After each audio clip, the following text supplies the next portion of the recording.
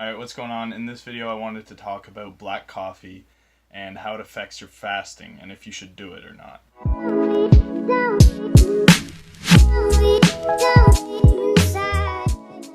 So I've been doing intermittent fasting for about 3 years now, and the whole time I was drinking black coffee. This was on an empty stomach, and I don't think it's necessarily the best thing for your gut. There's a lot of people that say coffee is really bad for your gut, and there's some people that say it doesn't really matter. I'm leaning more towards the side that it's bad for your gut. It's just very acidic, and especially on an empty stomach, it can be pretty bad for your gut.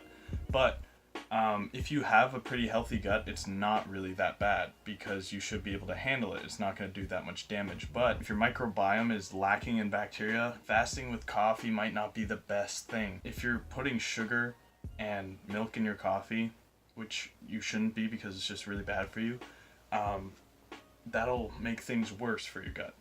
But black coffee while intermittent fasting isn't really the worst thing. I still do it, but I try not to do it as much. It's kind of something that you have to test out for yourself to see if you're getting any better or worse. I believe that nutrition should be individualized for everyone.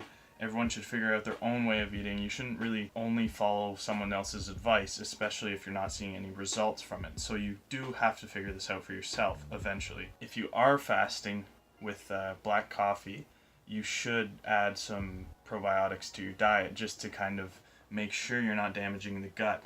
And the reason it's considered bad for your gut is mostly because coffee is a bean, and beans and nuts and things with protective barriers around it aren't really the best for your gut because the enzymes in your stomach can't break it down.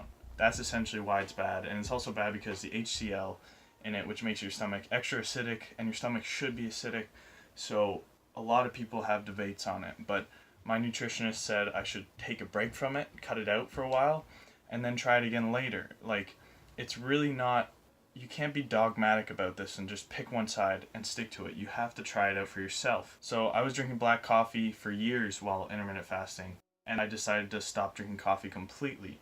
Recently, I started adding coffee back into my diet, and I did notice a bit of a difference. Obviously, my cortisol went up. So there's a couple negative side effects. So I would suggest try intermittent fasting without coffee first, and then see how you feel. And then add it in, maybe for a day or two, and then see how you feel then. If you're really noticing digestive issues or any skin issues or just mood issues, anything, then cut it out again. See how you feel. You want to track this stuff. Make sure you know where you're headed and what's really making you feel a certain way. Because if fasting with coffee works for you, why wouldn't you do it? If it's not giving you any reactions and you feel good, then you should do it. If it's damaging your gut and you feel the difference, then you shouldn't be doing it. You should wait, heal your gut, get a strong gut lining, and repair the tight junctions in your gut, and then you can try doing it again if you want to.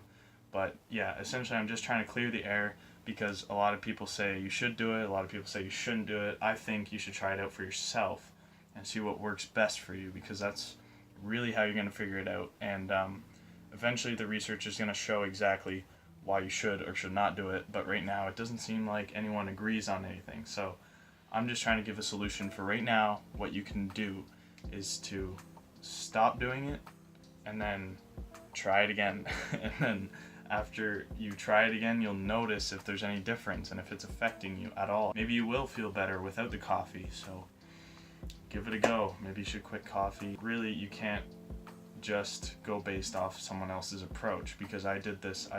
I was drinking black coffee and I realized that it was bad for my gut for the longest time, but then some people would say to cut it out, and I didn't, but I still felt okay, and then I cut it out and I felt even better. And then once I cut it out for about a month, I was able to heal and take time off, and then I actually added it back in recently, and I feel pretty good. Like, I feel fine on it. But I'm also going to go easy and probably take another break just so you can give your gut a break. It's all about balance. It's not about sticking to one thing and being absolutely strict about it, because it's just not a good way to make life enjoyable. And that's the whole point of this, is to make life more enjoyable. So another thing about coffee is it makes your cortisol go up. It makes your adrenaline go up. And when that happens, you're stressed out. And when you're stressed out, you're gonna get symptoms. I noticed this because when I cut out coffee and I adapted to it, I actually felt a lot more calm, and this helped my body heal in a lot of ways. And then when I added it back in, I definitely felt this stress in my body. It was too much adrenaline. So I am thinking of just going on and off coffee, or even just quitting for a while and then getting back on whenever I want. Like, you gotta figure out for yourself what works best for you. And if you're getting too much negative side effects from coffee, cut it out.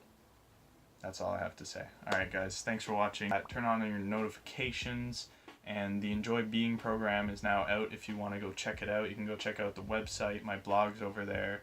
And if you don't follow me on Instagram, make sure to do that, because I'm posting a lot on Instagram these days. Same kind of stuff that I post on here. And yeah, so go check those out. All the links are in the description, and I'll talk to you guys later.